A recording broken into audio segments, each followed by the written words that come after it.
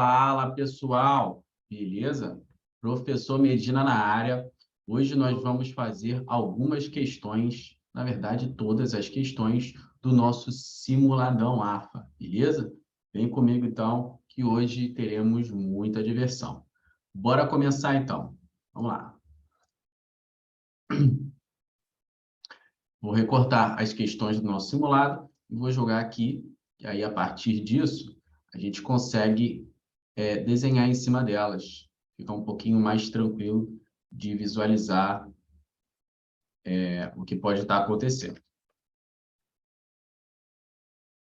Primeira questão, então, seria a questão 49. Vamos lá. Sejam três partículas A, B e C, cujas posições S ao longo do tempo t são dadas pelo gráfico abaixo. O gráfico que melhor representa as velocidades v dessa partícula ao longo do tempo é... Daí eu vou pegar lá os gráficos também. Essa questão é bem tranquila, ela vai falar sobre movimentos e já está praticamente na cara qual é a resposta que nós temos que dar, né? Enquanto eu recorto os gráficos aqui, vocês pensem aí em um minutinho.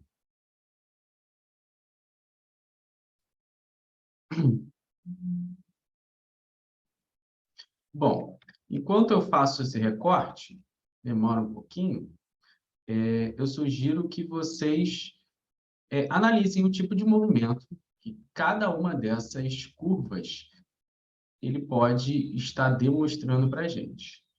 Lembrando que esse gráfico é um gráfico posição, no caso, velocidade vezes tempo, que ele pede a resposta, mas no primeiro momento seria um gráfico velocidade vezes tempo.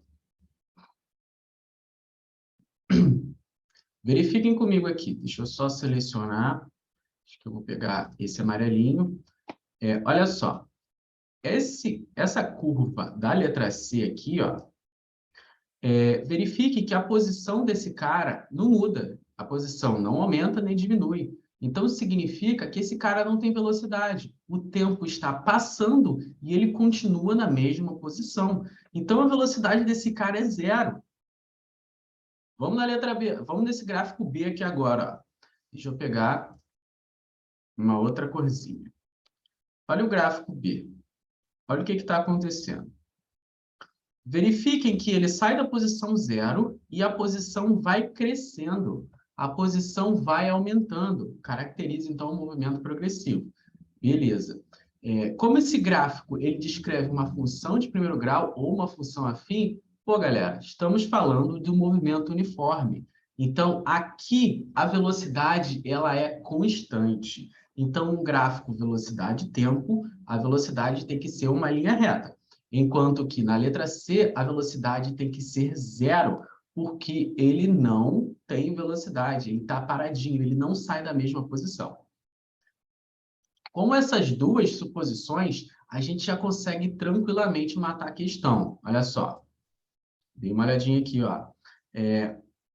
Aqui o C é negativo, ó, não pode. O C tem que estar em zero. Ó. O único que tem o C identado aqui em zero é a letra D. Verifique. B tem a velocidade constante, como a gente conversou. E A é até bom, vou deixar preto mesmo, porque eu não vou conseguir fazer essa meia parábola aqui. E A, ele corresponde a uma função de segundo grau, ou seja, um gráfico posição vezes tempo do movimento retilíneo uniformemente variado. Então, significa que essa velocidade ela vai variar no tempo. E faz sentido, olha só. Ela está saindo do negativo e está indo para o positivo. Verifique que A, de fato, tem a velocidade de módulo variável. Então, pessoal, só marcar aqui, ó, letra D e seguir em frente. Bora para a próxima questão, então. Vamos lá.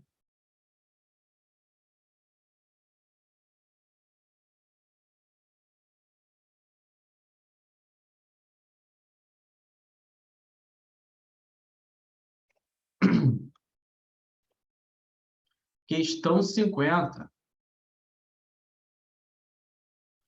Um pescador, ao arrumar seu equipamento de pesca, desenrola com velocidade uniforme 2 metros de fio de nylon muito fino e ideal que está enrolando em um carretel, cujo cilindro tem raio que mede 5 centímetros.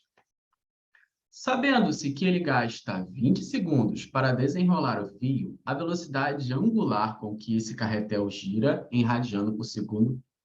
A gente tem que lembrar que no movimento uniforme, no movimento circular, nós temos dois tipos de velocidade: velocidade linear e velocidade angular, ou tangencial e angular, tanto faz.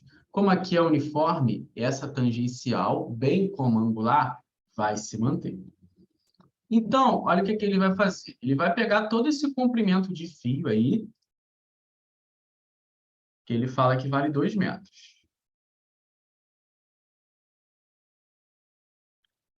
Então, ele está falando que esse aqui é ΔS, né? ΔS igual a 2 metros. Beleza. O tempo é 20 segundos. Vamos determinar a velocidade média, então. Bora lá. Velocidade seria ΔS sobre ΔT. Tranquilo. 2 dividido por 20. Simplifica em cima e embaixo. Daria 1 sobre 10, que é a mesma coisa que 0,1 metros por segundo. Achamos, então, que a velocidade linear, né? Ou a velocidade tangencial, mas nós queremos a angular. Nós precisamos relembrar de um artifício. Ó. Uma grandeza linear é igual a uma grandeza angular correspondente vezes o raio. Nesse caso, o nosso objetivo é achar a grandeza angular. Então, a velocidade angular, ômega, seria a velocidade linear dividido pelo raio. Esse raio aqui, ele está em centímetros, né? 5 centímetros. Então, a gente consegue converter ele direto para metros, pegando, ó, 5 de metros para centímetros, de centímetros para metros, na verdade, eu multiplico por 10 a menos 2. E olha só, essa velocidade eu vou transformar em potência de menos 2 também. Se eu passar isso daqui, vai ficar 1 vezes 10 a menos 1. Ou eu posso transformar em 10 vezes 10 a menos 2. Facilita bastante na hora de fazer o cálculo. Por quê? Esse cara aqui vale 5, né?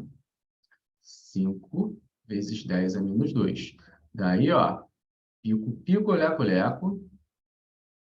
Nós temos que o ômega é igual a 2 radianos por segundo.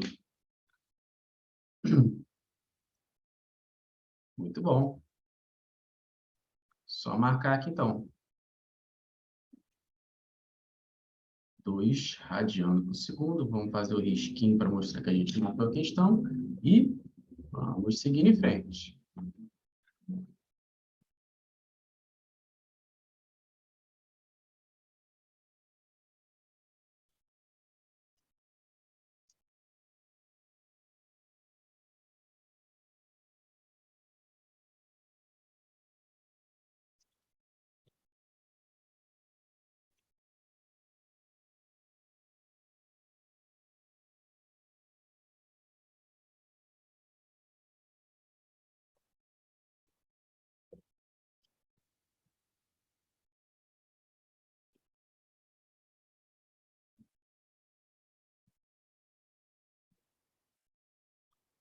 Vou diminuir um pouquinho a fonte aqui, principalmente porque essa questão tem um texto bem grande.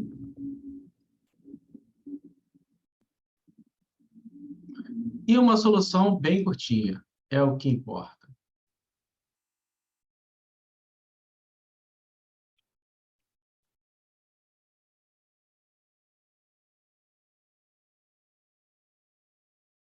Bom, Vamos lá. Questão 51.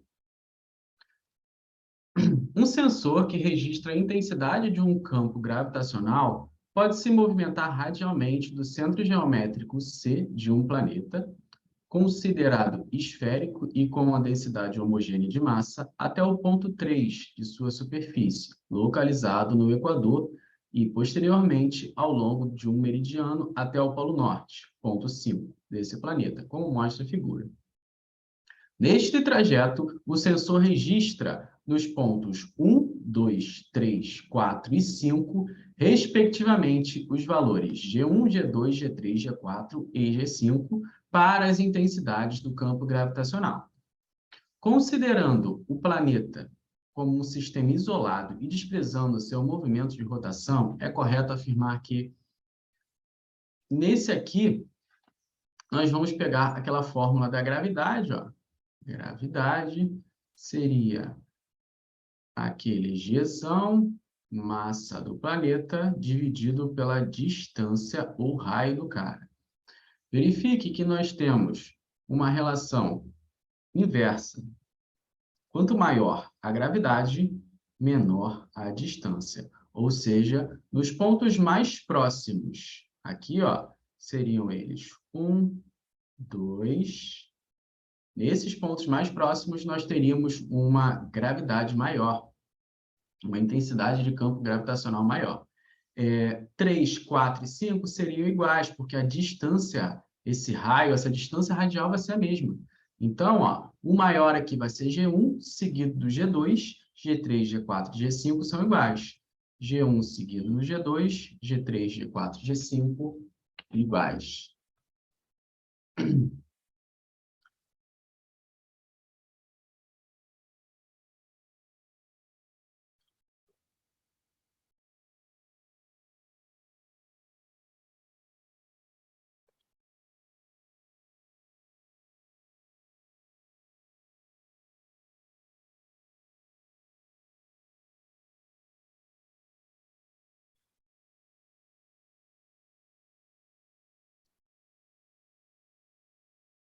Questão 52. A figura abaixo representa a quantidade de movimento em função do tempo para corpos A e B de mesma massa. Ambos se movimentam em um plano horizontal sem atrito, sob a ação de forças constantes, respectivamente FA e FB. Nessas condições, a razão entre os impulsos das forças FA e FB, que atuam nas partículas A e B, de T0 a T1, segundo, até igual a 1 segundo, é igual. Beleza. Aqui nós temos que lembrar daquele teorema do impulso, né? Que o impulso é igual à variação da quantidade de movimento. Só que o impulso, se essa força for uma força constante, ele pode ser a relação entre força vezes o intervalo de tempo. Ou seja, eu posso determinar o impulso pela variação da quantidade de movimento ou por uma força constante vezes o intervalo de tempo. Então, se eu estou falando de impulso, eu estaria falando diretamente também de força. Então, a partir disso que nós vamos fazer a relação, a comparação entre as forças. Então, a gente pode fazer o seguinte, ó. Variação da quantidade de movimento A pela variação da quantidade de movimento B. Porque se eu abrir isso daqui, nós ficaríamos em força de A vezes intervalo de tempo. Esse intervalo de tempo vai ser igual, então a gente pode comparar, de fato, esses dois. Em relação a essa A, ele começa em 1 e vai até 3. Então, é final menos inicial, né? 3 menos 1. Em relação ao B, ele começa em 2 e vai a 3. Então, final menos inicial. Daí aqui sobra 2 dividido por 1. Ou seja, eu posso abrir isso daqui também, né? Força A vezes intervalo de tempo força B vezes intervalo de tempo. Esses intervalos de tempo são iguais, então força A por força B tem uma razão de 2. Pode marcar aqui já também. E vamos para a próxima questão.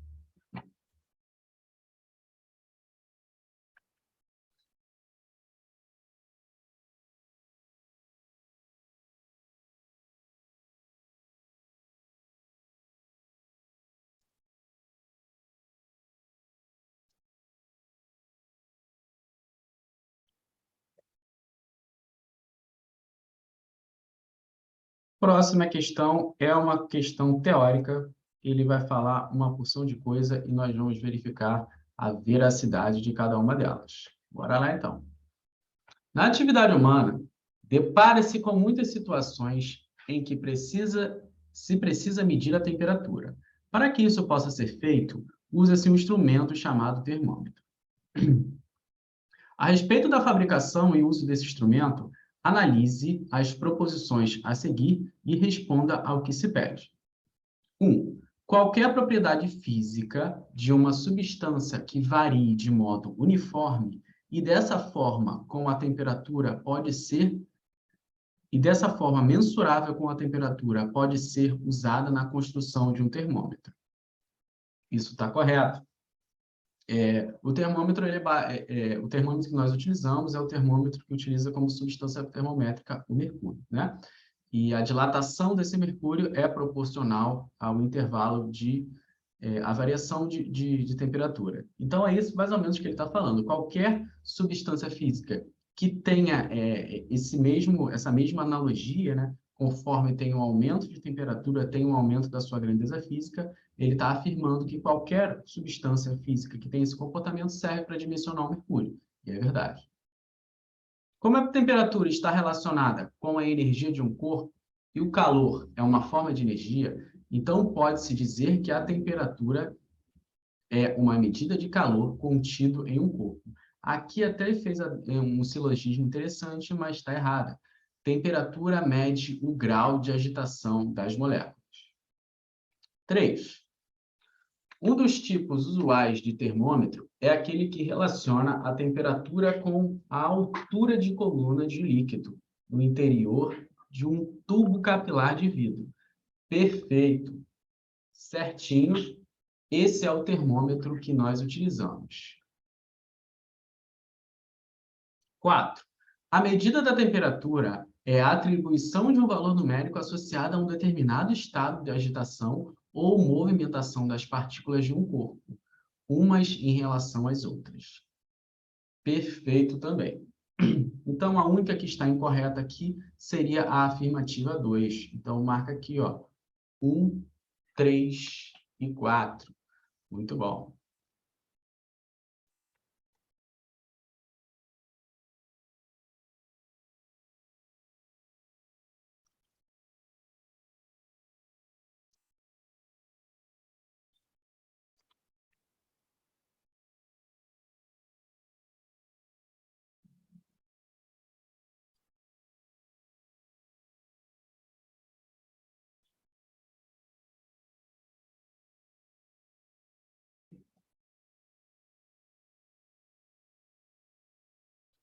A questão 54 é uma questão que pode gerar algumas dúvidas devido à forma com que ele faz algumas afirmações. Vamos lá.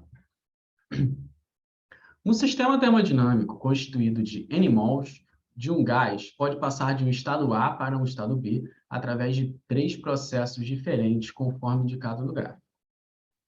Nessas condições, é correto afirmar que: letra A. Tanto no processo 1 quanto no processo 2, a transformação é isotérmica, pois o produto PV é o mesmo em A e B. Cara, faz sentido. De fato, uma vai começar no estágio A, outra vai vai terminar em B. Então, de fato, os pontos de início e fim serão os mesmos, o que vai fazer com que essa temperatura, essa variação de temperatura seja a mesma. Contudo, se nós formos qualificar em relação ao formato de uma isoterma, a curva 1 é uma linha reta. Isso não é o formato de uma curva isoterma ou isotérmica. Então, se analisarmos em relação ao formato, isso acaba sendo invalidado. Letra B. O trabalho realizado pelo sistema será o mesmo nos três processos. Daí, essa figura aqui pode lembrar o trabalho da força-peso, que você tem três trajetórias diferentes, mas o trabalho é o mesmo. E isso pode te induzir a marcar que está correto, mas não, está errado. O trabalho aqui está associado à área abaixo do gráfico. Ó, dê uma olhada nessa curva 3 aqui, ó. A área abaixo do gráfico seria essa areazinha aqui, ó. Enquanto que na figura 2 seria essa areazinha de baixo mais essa área de cima que está delimitado por essa curva. Enquanto o trabalho da 3 seria tudo isso aqui, ó, até a parte de cima. Teríamos que calcular, então, essa área. Então, esses trabalhos não serão os mesmos. A variação da energia interna será diferente nos três processos. A variação da energia interna, o ΔU, está ligado à temperatura, ao passo que ΔU é igual a 3 meios de nR∆T para um gás monoatômico, né? Que geralmente os nossos gases são monatômicos. Então, verifique que esse ΔU ele está diretamente ligado à variação de temperatura.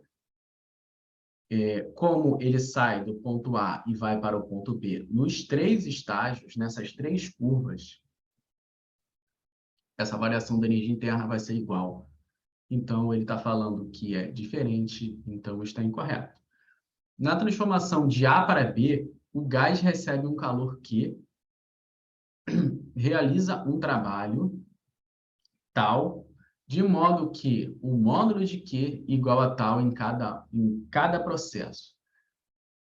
Isso acaba estando correto devido ao intervalo de tempo, né? Nós temos uma curva, como eu já disse anteriormente, chamada isoterma, que ela tem esse formato. Mesmo que o processo seja de 1 para... seja essa curva 1, ou seja a 3, A e B estarão em uma mesma isoterma. Isso faz com que não mude a temperatura. E na primeira lei da termodinâmica, nós temos que ΔU, calor menos trabalho. Então, se não mudar a temperatura em nenhuma das três, que é o que vai acontecer, diferente do ciclo da transformação que nós realizarmos, nós vamos ter que o calor seria igual ao trabalho. Então, essa seria a nossa alternativa correta. Temos que prestar bastante atenção, porque o enunciado ele faz propositalmente algumas afirmações que podem ter dupla ou tripla interpretação. Então, nosso objetivo aqui é não cair nessa pegadinha dos enunciados.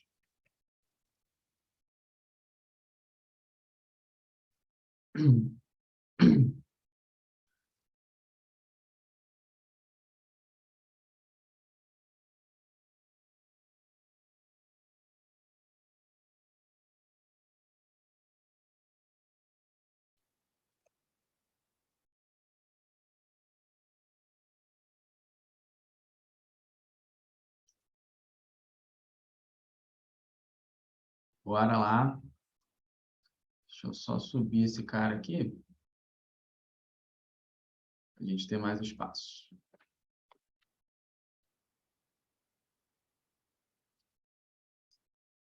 55. Um observador dentro da água visualiza a queda vertical e livre de uma pequena esfera no ar de uma posição distante, y0, da superfície imóvel e perfeitamente plana da água, como mostra a figura abaixo.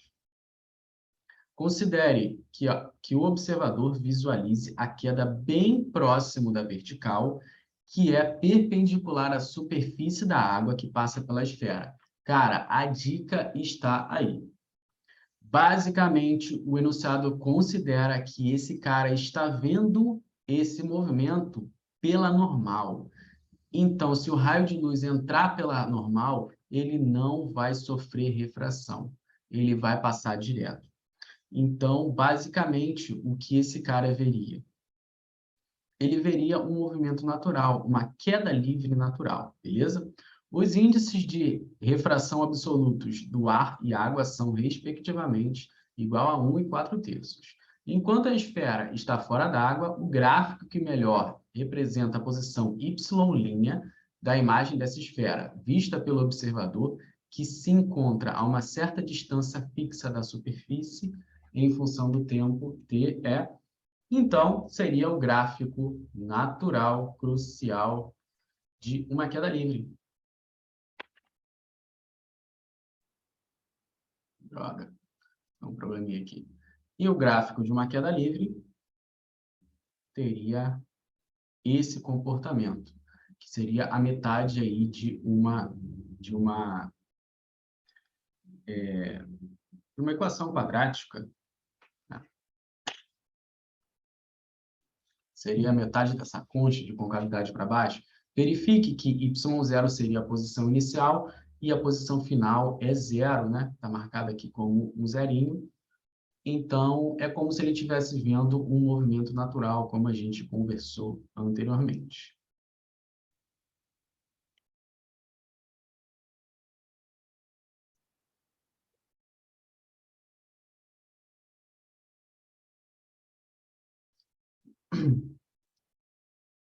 Questão 56.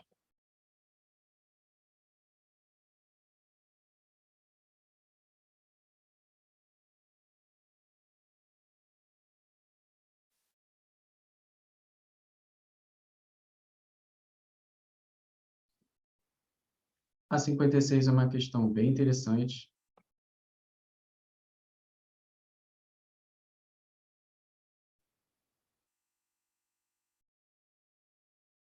Também tem algumas lacunas que podem deixar a gente com dúvida.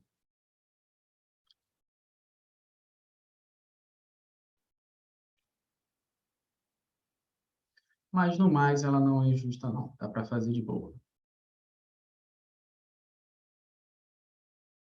Agora, deixa eu pegar as opções dela. Nossa, as opções são bem grandes. Aqui eu vou direcionar.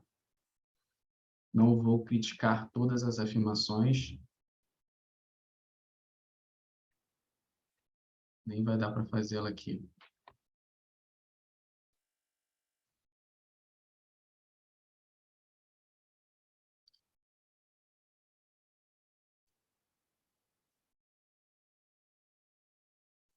Agora vai dar.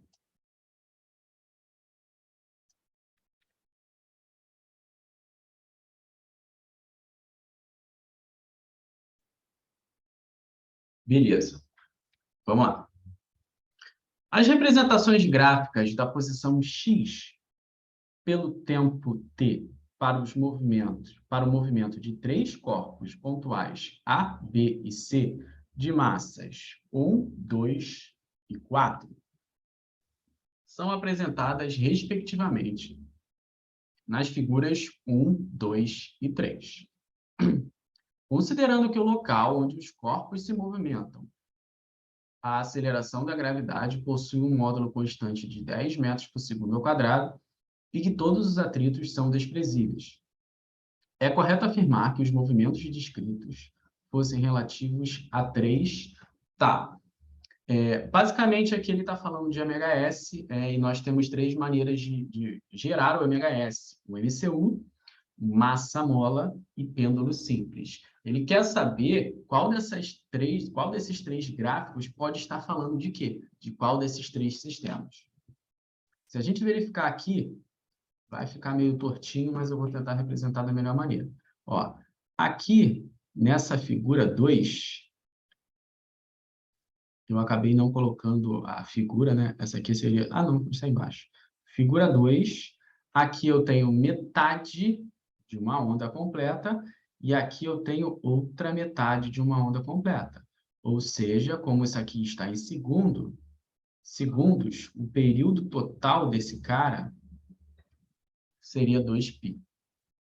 Aqui também é tranquilo de visualizar. Olha só. Aqui eu tenho metade de uma onda. Aqui eu tenho outra metade de uma onda. Mais uma metade dessa onda. Mais outra metade dessa onda.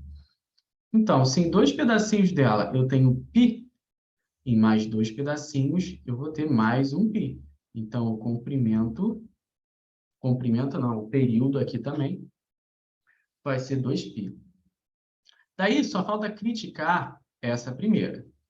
Então, nós podemos ver que eu tenho dois pedacinhos aqui com mais dois pedacinhos aqui, ou seja, uma oscilação completa.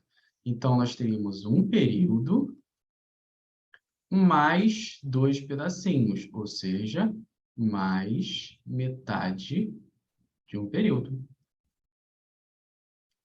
Isso aqui daria, esse cara multiplica com esse e soma com esse. 2 vezes t, 2t, mais t, 3t sobre 2.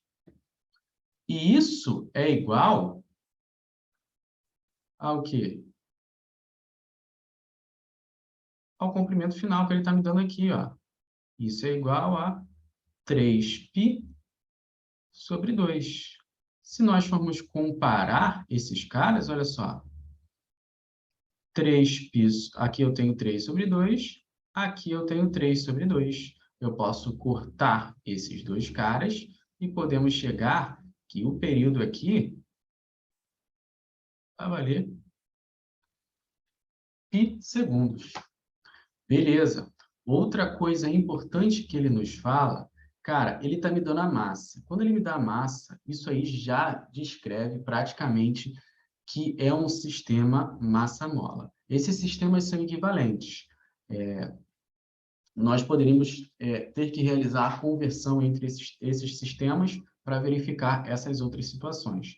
Mas nessa questão especificamente não vai ser o caso. Se nós caracterizarmos o sistema massa-mola, isso vai dar certo e já vai dar para achar a resposta. M2 vale 2 quilos e aqui nós temos M3 com 4 quilos. Bom, o que a gente vai fazer aqui? Vou começar pegando a equação lá do período do sistema massa-mola, que é 2π raiz da massa do sistema sobre a constante. Aqui ele faz uma proposição, ó, que vai ser a nossa resposta certa. Ele fala que as constantes dessas molas, de cada uma dessas figuras, vão realizar essa proporção aqui, vão ter esse comportamento. Então, o que a gente está buscando? Está buscando esse K. Então, eu posso trabalhar aqui, ó, posso falar que a raiz de M sobre K vai ser igual a T dividido por 2π. Daí, como eu quero tirar essa raiz, eu posso elevar ao quadrado dos dois lados, ficando com mk igual período quadrado 2π quadrado. Meu objetivo é achar K, então eu posso inverter os dois caras.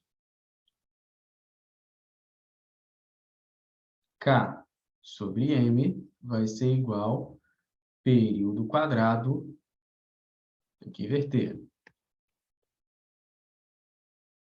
2π quadrado. Já posso até mudar esse cara, ficar mais fácil.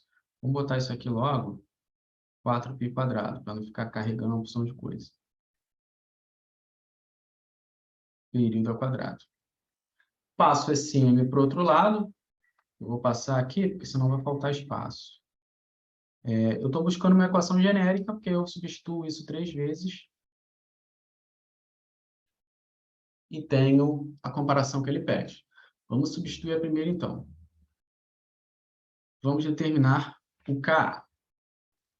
O Ka vai ser 4π quadrado vezes a massa, que vale 1, dividido pelo período. Esse período também está ao quadrado, hein? Botei um 2 aqui ao invés do quadrado.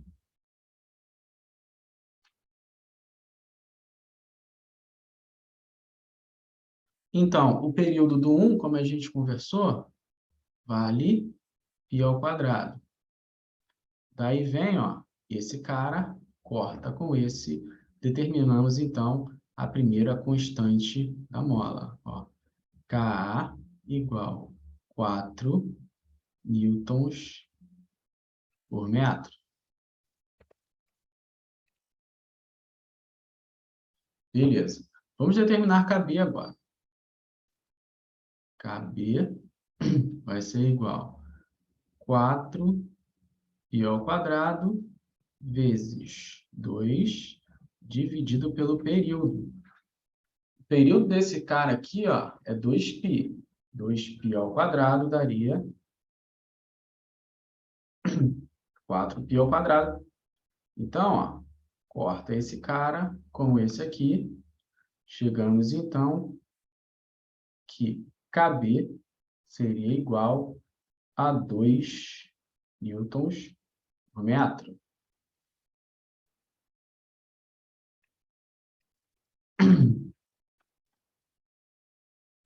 No último agora, Kc 4π ao quadrado vezes 4, que é a massa, dividido por 4π ao quadrado. Então, vou pegar aqui, ó, esse cara, corta esse aqui. Chegamos, então, que Kc igual 4 newton por metro. Daí, a gente consegue fazer a proporção que tem ali na letra B, que seria 4 para 2 para 4. Se eu dividir isso aqui por 2, ó, vai ficar 2 para 1 para 2. E, consequentemente, essa é a resposta correta da proporção da equivalência entre esses sistemas massa-mola. Perfeito.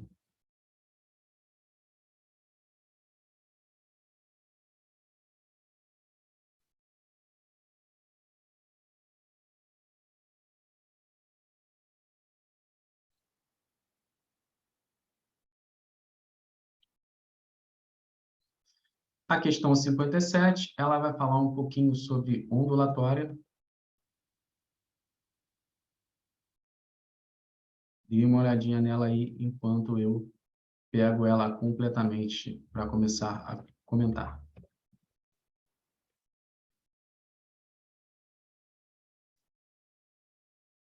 Vamos precisar dos 2 pedacinhos de tela. Vamos lá.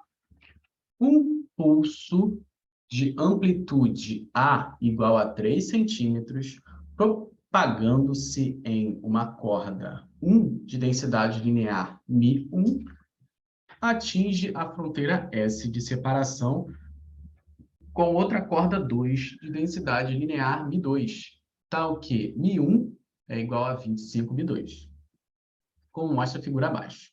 Considere que não ocorra dissipação ou absorção da energia do impulso inicial e que as cordas estejam sob a ação de uma força tensora de módulo F. Nessas condições, a opção que melhor representa a situação física após o pulso incidir sobre a fronteira S é... Cara, questão bem tranquila, tá? É só lembrar de reflexão e refração de pulsos. Nesse caso, vai acontecer as duas situações, uma reflexão e uma refração. Sempre que eu vier de uma corda mais pesada para uma corda mais leve, vai acontecer esse evento. O que acontece? A onda que vinha nessa corda mais pesada, ela vai voltar em fase, tá? E ela vai refratar uma parte que vai estar defasada em 180 graus. Ou seja, um pulso ele vai voltar e ele vai gerar um outro pulso na corda mais fina. Então, essa condição está esquematizada nas duas situações. Daí, nós só temos que saber se esse pulso vai ser maior, vai ser menor, vai ser igual, como que vai acontecer. Pela teoria também, esse pulso ele teria a mesma característica do do pulso refletido. O único que tem a mesma característica do pulso refletido seria a letra B. E se nós pararmos para pensar, faz um pouco de sentido, porque o nosso pulso inicial tinha 3 centímetros. Esse aqui, ele volta, e esse aqui continua avançando. Se eu somar a amplitude desse cara com a amplitude desse cara, o que nós vamos ter? De volta, teremos 3 centímetros. Questão bem interessante para a gente analisar.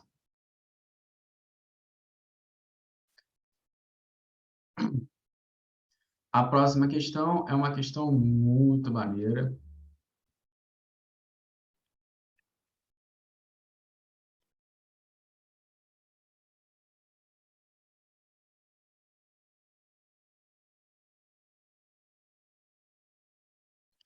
Vou só pegar a parte final dela e a gente começa a riscar.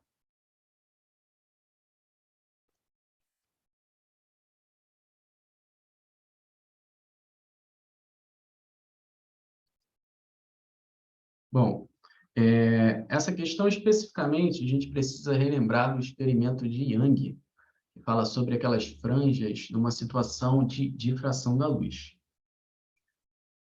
O nosso esquema, esse aqui seria o da primeira ordem, o da segunda ordem ficaria mais ou menos aqui assim, ó. Vou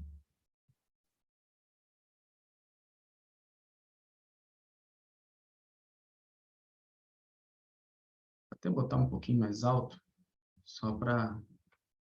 e isso geraria um novo ângulo também. Vai ficar meio quadrado esse ângulo, hein? Deixa eu ver se eu consigo fazer com esse aqui, esse novo ângulo.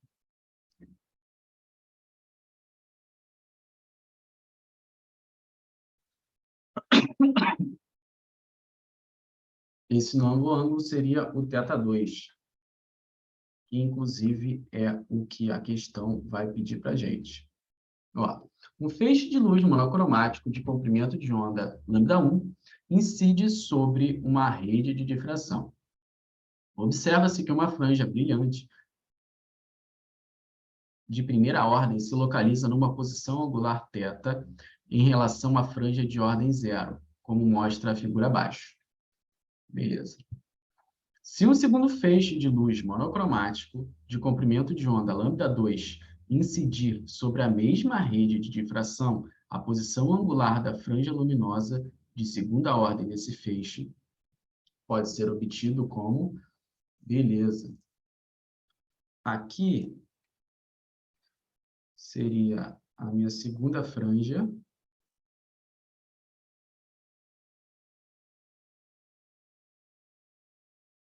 Aqui seria a minha primeira franja. A distância entre elas será um dzinho.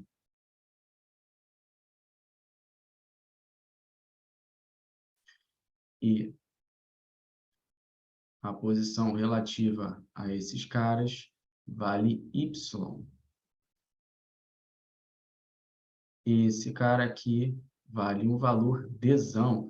Tudo isso está desenhado no modelo conceitual. Então, nós temos a seguinte relação, que o comprimento de onda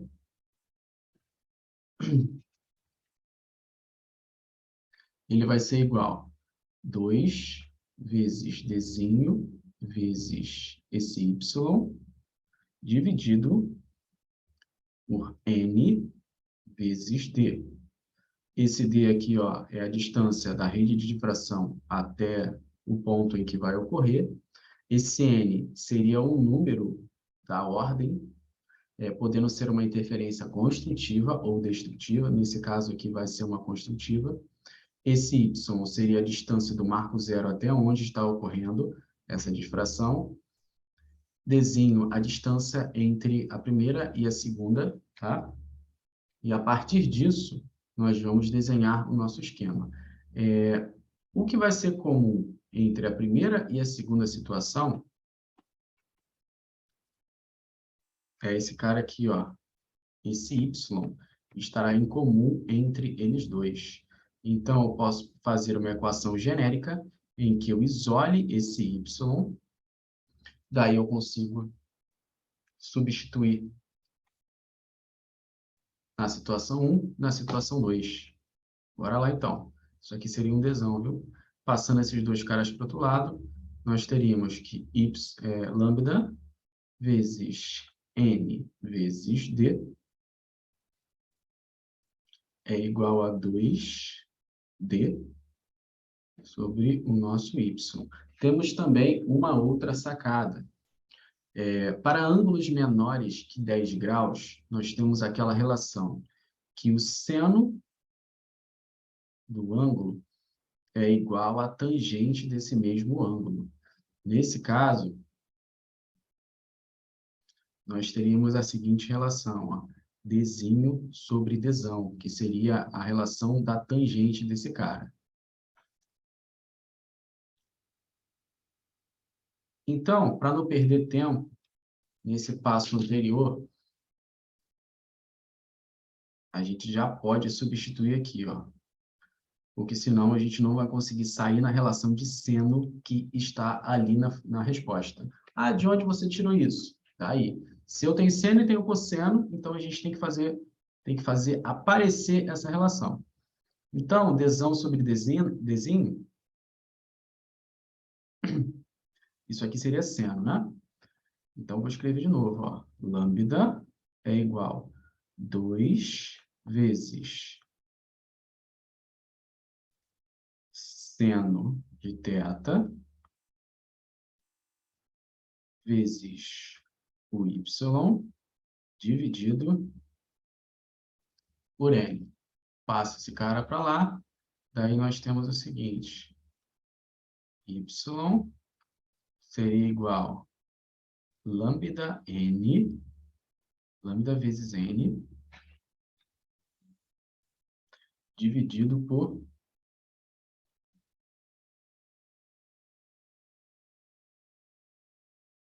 2 seno de θ. Então, isso a gente vai fazer para A1 e para A2. Depois nós vamos igualar as duas situações. Ó. Então, esse y aqui, esse primeiro y, que eu vou utilizar o lambda 1, vai ser lambda 1 vezes, aqui seria a primeira ordem, então no lugar de n eu coloco 1, 2 seno de θ. Aqui eu não vou botar θ1, porque o θ da primeira situação já é θ0, né? Θ sem nada. Então, nós temos que lambda 1, 2 seno de θ. Beleza. A segunda vez que nós vamos usar essa equação será para a segunda franja. Ordem 2, bota aqui. E aqui é 2 seno. 2 seno de θ. Então, tu pega, ó, porta, porta. Chegamos, então,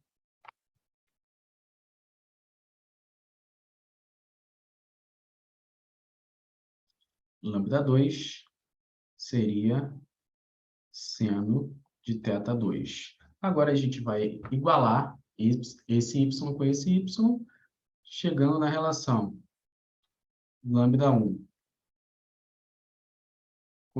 cosseno lambda 1 seno de θ, lambda 2 seno de θ2. Já vou inverter esses caras, porque o nosso objetivo aqui é achar esse ângulo θ2. Então, seno de θ2 dividido por lambda 2 é igual a 2 seno de θ dividido por lambda 1. Passo o lambda 2 para o outro lado, aí fico com seno de θ2 é igual 2 lambda2 dividido por lambda1 vezes seno de θ. Daí, como eu não sei o valor desse cara, eu posso ter uma maneira trigonométrica de representar isso. Eu boto arco cujo o seno seja esse cara aqui, ó. 2 lambda2 lambda1 vezes seno de θ. Arco cujo seno tenha esse valorzinho aí.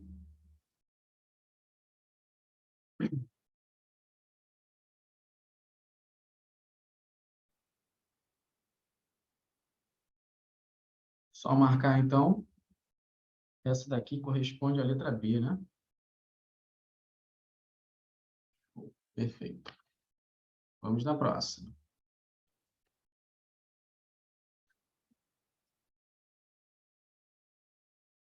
A próxima questão também é uma questão bem interessante, uma questão conceitual.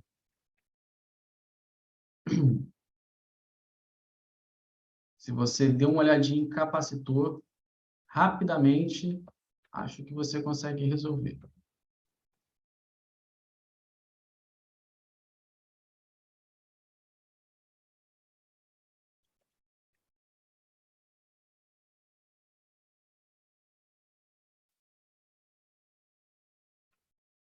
Sessenta. Um circuito RC é um circuito elétrico contendo apenas uma bateria de força eletromotriz igual a epsilon e resistência interna Rzinho. Um capacitor de capacitância igual a Czão e um resistor ohmico, cuja resistência elétrica vale Rzão, conforme a figura abaixo. Após um tempo t qualquer, depois do fechamento da chave CH, o capacitor inicialmente descarregado adquire carga Qzão. Dentre os gráficos representados nas alternativas abaixo, aquele que representa a corrente elétrica I no ramo AB em função da carga Qzão acumulada no capacitor nós temos que entender o seguinte: o capacitor ele vai realizar o acúmulo de energia. Então, o que ele vai fazer com a corrente? No início, ele vai ter uma permissividade de corrente bem grande, ele vai deixar passar muita corrente porque ele está acumulando energia, mas ele começa a armazenar essa energia, começa a, entre aspas, saturar aos poucos, e conforme o tempo vai passando, ele vai deixando menos energia entrar, ou seja, a corrente que ele está armazenando, a corrente elétrica, começa a diminuir. Então, ele sai do estágio em que ele permite muita corrente e vai para um estágio que ele permite quase nenhuma corrente, chegando até zero, que seria o estado que ele estaria totalmente carregado. Então, nós temos algumas curvas aí que são características. Ó, essa daqui dificilmente seria, por ser uma linha reta. Esse aqui não tem um formato de uma equação normal, então nós só poderíamos ser letra A e a letra B. Daí a gente tem que lembrar daquela expressão da carga ou sobrecarga de um capacitor, né? Que seria uma expressão I de T, que seria epsilon por R, que são as duas variáveis, exponencial do neperiano de T sobre RC. Esse RC é uma constante que vai depender do resistor e do capacitor do circuito. Essa constante vai mandar na unidade de tempo. Todas as unidades de tempo serão parametrizadas em relação a essa constante. Isso daqui é uma exponencial. Uma exponencial, geralmente, é algo que tem esse formato aqui. Perfeito? Contudo, ela é negativa. Então, significa que ela teria um formato inverso. Algo desse tipo aqui. Começaria no valor máximo e iria até um valor mínimo. Questão bem tranquila. Vide a teoria.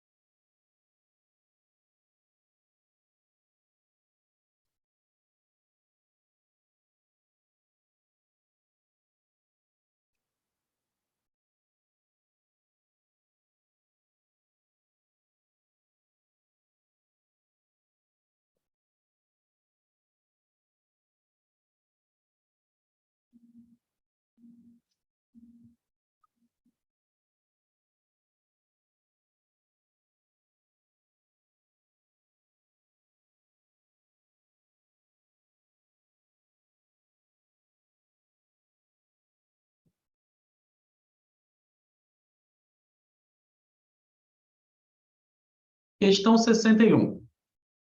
Vamos lá. Durante uma aula de circuitos elétricos, um professor de física esquematizou o seguinte circuito. Aí ele deu esse circuito para a gente. Sabendo que as resistências elétricas dos filamentos das lâmpadas L1, L2, L3 são ômicas, o professor pediu a seu aluno Joãozinho para dizer sobre o comportamento do brilho das lâmpadas e o rendimento da bateria ao mover o cursor C do reostato, de R para B, de R, ao mover o cursor C do reostato R de B para A.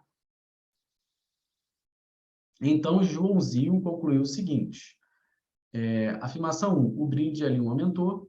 Afirmação 2, o brilho de L2 permaneceu constante. Afirmação 3, o brilho de L3 aumentou.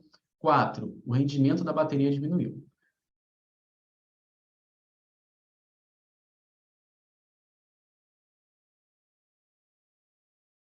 Para dirimir qualquer dúvida sobre as conclusões de seu aluno, o professor foi ao laboratório com a sua turma e verificou que Joãozinho estava correto, apenas nas afirmações. Cara, interessante aqui é o seguinte, o primeiro ponto de análise seria esse reostato aqui. Ó. Se ele está indo de C até B, ele está diminuindo a resistência. Se ele diminui a resistência desse ramo, significa que aumenta a corrente. Se aumenta a corrente nesse ramo, essa lâmpada ela tem um aumento de brilho. Como esse circuito ele está em paralelo com o L2, se esse lado solicita mais corrente, fatalmente L2 também vai receber mais corrente. Então, aumentará o brilho também. E como aqui é um divisor de corrente, vamos dizer que aqui tenha chegado 10 amperes, aqui tenha chegado 5 amperes. Esse cara aqui vai levar 15 amperes, ou seja, a corrente que passa por ele vai aumentar também. Isso vai favorecer um aumento de brilho nesses três caras. Então, o brilho de L1 aumentou. Perfeito. O brilho de L2 permaneceu constante. Não. O brilho de L3 aumentou. Perfeito. O rendimento da bateria diminuiu.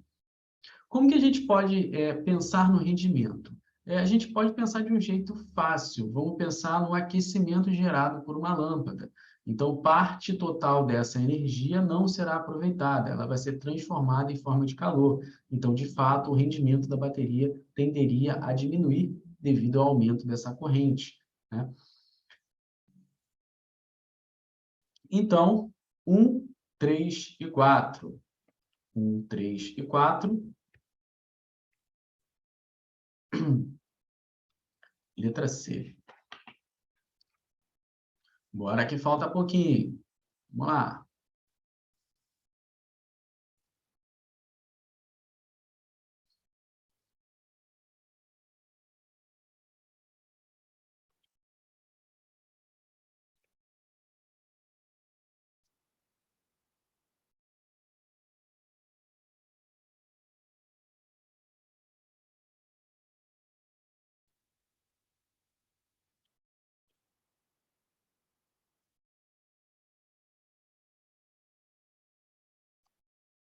Sessenta e dois. A figura abaixo representa as trajetórias de duas partículas 1 e 2, ambas com carga elétrica negativa, que penetram numa região onde existem dois campos uniformes e constantes. Um elétrico E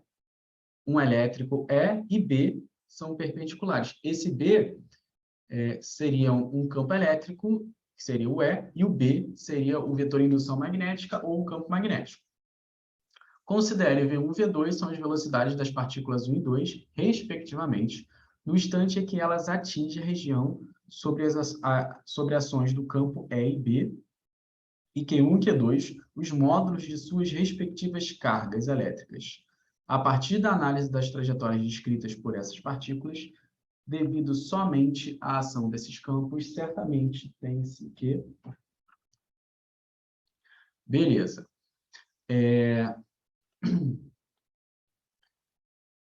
Na situação em que não houve desvio, que seria nessa velocidade V1, nós teríamos uma igualdade entre força elétrica e força magnética. Força elétrica seria adotada por QE, força magnética seria adotada por QV, P seno de θ. Só que, nesse caso, o ângulo entre eles é 90 graus e isso iria a 1. Isso mostra que, efetivamente, essas cargas não estão contribuindo para praticamente nada, porque elas estão sendo anuladas. Ó, o campo elétrico e o campo magnético, eles são constantes. Então, eles também não podem alterar nada. Basicamente, o único cara que pode realizar alguma alteração nesse esquema seria a velocidade. Então, de fato, na situação 1, que não houve desvio, eu não tive uma resultante, então a velocidade ela é menor. A gente pode pensar desse jeito. Na outra situação, essa velocidade V2 ela é maior. Eu tive uma resultante, então eu não tive mais a igualdade entre essas duas forças. Daí, o questionamento é o seguinte, seria FE maior do que FM ou FM maior do que FE? Esse seria o questionamento. Vamos lembrar da eletrostática. Se uma carga for positiva, essa carga ela vai ser desviada no sentido do campo elétrico. Verifiquem que essa carga é negativa e ela está sendo desviada no sentido do campo elétrico. Mas isso não deveria acontecer com a carga positiva? Deveria. Então, significa que não é esse campo, essa força eletrostática aqui que está mandando. Seria a força magnética. Então, nós teríamos o seguinte, ó, que a força magnética seria, de fato, maior do que a força elétrica, porque não é ela que está mandando. Ou seja, a velocidade desse segundo momento ela seria maior do que a velocidade no primeiro momento, abrindo nessa mesma relação aqui que nós fizemos anteriormente. Então, se nós pegarmos, ó, essa relação de cargas aqui, não vai fazer muita diferença, porque esses caras não vão mudar e a carga vai ser anulada. Aqui ele está comparando carga e velocidade. Basicamente, se nós pegarmos o seguinte, ó, a relação entre as velocidades V1 e V2 vai ser menor do que zero, visto que V2 ele é maior do que V1, porque na situação 1 eu tinha equilíbrio, na situação 2 eu já tenho uma tendência à força magnética. Resposta correta, então, letra A. Próxima questão, penúltima, hein? Estamos quase. Desanima não, galera. Vem comigo.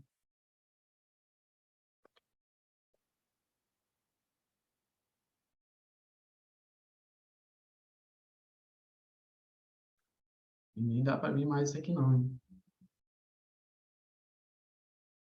Vamos ter que pular a linhazinha. Então, já vou até botar em outro lugar, porque se não vai dar, melhor do que começar aqui e ir para outro lugar depois.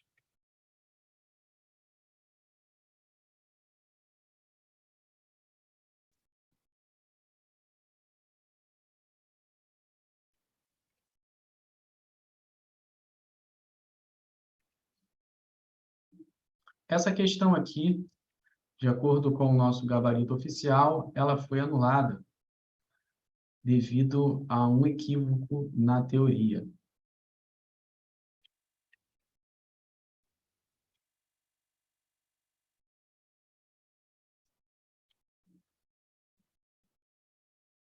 Mesmo assim não vai dar. Um solenoide ideal tem resistência elétrica ômica igual a R e encontra-se ligado a uma fonte de tensão contínua.